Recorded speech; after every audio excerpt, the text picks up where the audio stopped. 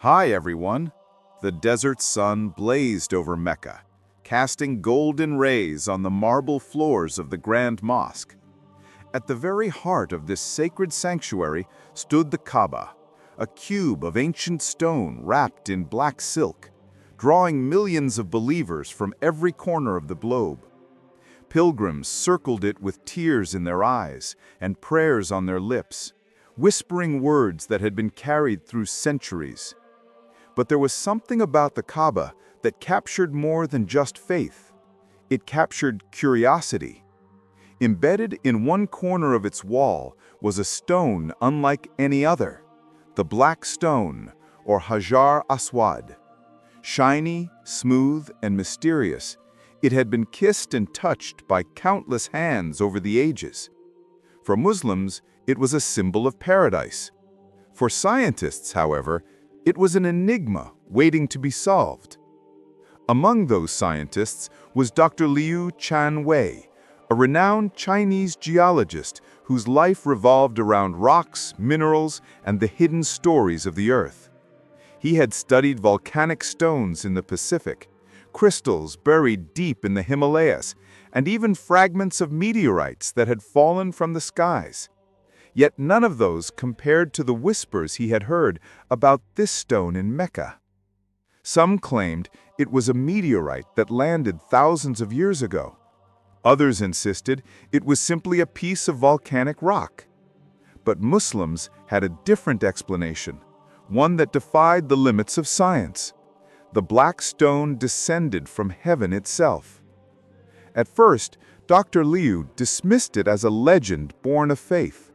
But as a scientist, he also knew that legends often carried hidden truths. So when he received an invitation to take part in a rare research project in Saudi Arabia, he didn't hesitate. This was his chance to see for himself, to separate myth from reality. As his plane descended over the endless dunes of Arabia, Dr. Liu stared out the window, his heart racing with a mix of excitement and skepticism. He had no idea that the journey ahead would not only challenge his knowledge of geology, but would also shake the very foundation of his beliefs. The Black Stone was waiting. The lab smelled faintly of steel and sterilized air. White lights glared above as machines hummed softly, ready for the task ahead. Dr. Liu slipped on his gloves, his eyes fixed on the small fragment that lay on the glass tray before him, a tiny piece of the legendary Black Stone. He leaned closer, almost holding his breath. At first glance, it looked ordinary, dark, smooth, almost like volcanic glass. But when he placed it under the electron microscope, his heart skipped. The patterns inside were different. The crystalline structure did not match anything he had seen before.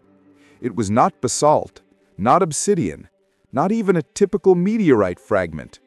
The molecules were arranged in a way that seemed almost unnatural, as if the stone itself resisted being categorized by human knowledge. Hours passed. Dr. Liu ran spectroscopic tests, scanning for chemical signatures. The results baffled him even more. It carried traces of elements found in meteorites, yet arranged unlike any recorded sample.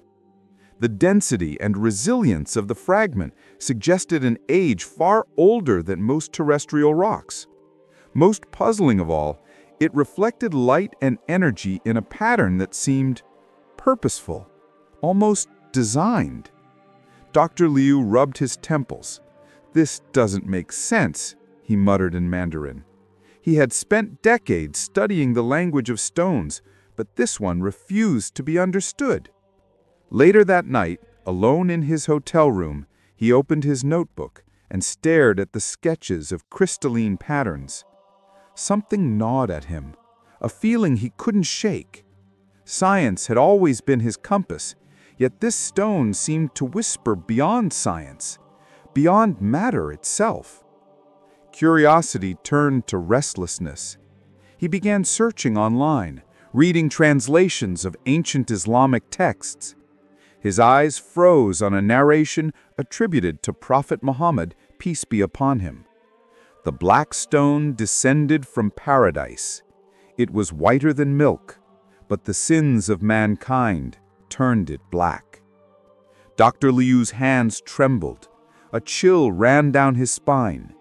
How could a man living in the deserts of Arabia more than 14 centuries ago describe something that matched what he had just seen under his microscope? He closed his laptop slowly, staring out the window at the desert night. For the first time in his life, science had led him to a door he couldn't open with reason alone. And deep inside, he felt the unsettling realization. Maybe the key wasn't in the lab. Maybe it was in faith. The next days felt heavier than usual. Dr. Li continued his tests, but each new result only deepened the mystery. Every graph, every chart, every microscopic image seemed to mock him, as if the stone were laughing at his attempts to cage it within the boundaries of science. At night, sleep became elusive. He often found himself scrolling through translations of the Quran, not out of duty, but out of a strange pull he couldn't explain. Verses about the heavens and the earth, about mountains and seas, resonated with the scientist in him. They spoke of creation with a clarity and elegance that no textbook had ever managed. One verse in particular struck him like lightning.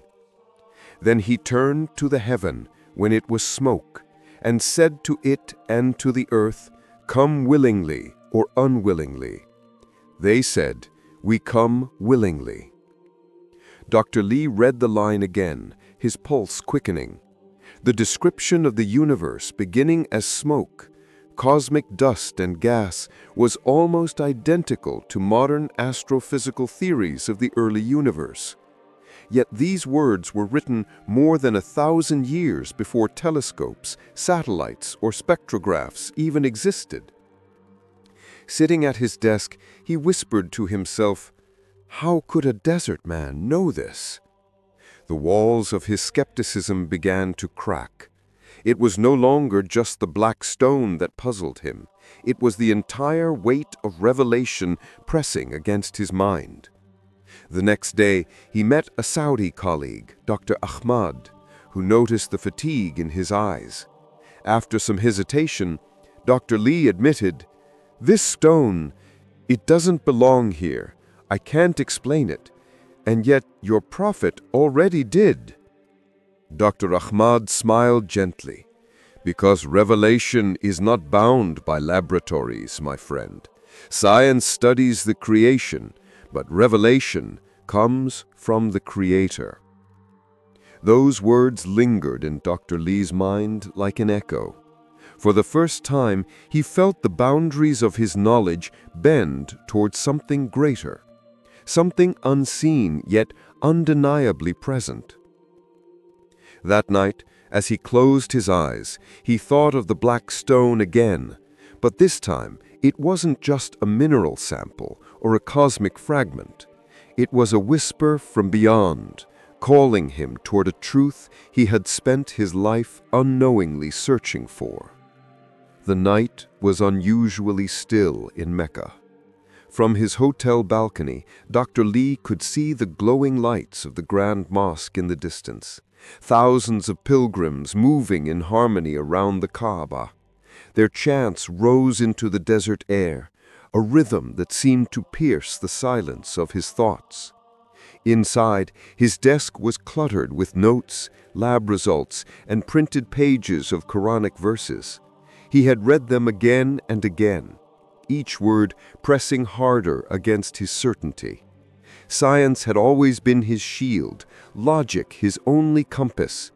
Yet logic had led him straight into a wall. He remembered his conversation with Dr. Ahmad earlier that day. "Science tells us what?" Ahmad said. "Revelation tells us why." Those words haunted him.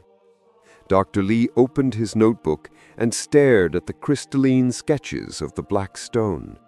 He traced the lines with his pen, whispering, "If this is truly from paradise, then everything I've believed about the limits of knowledge is incomplete."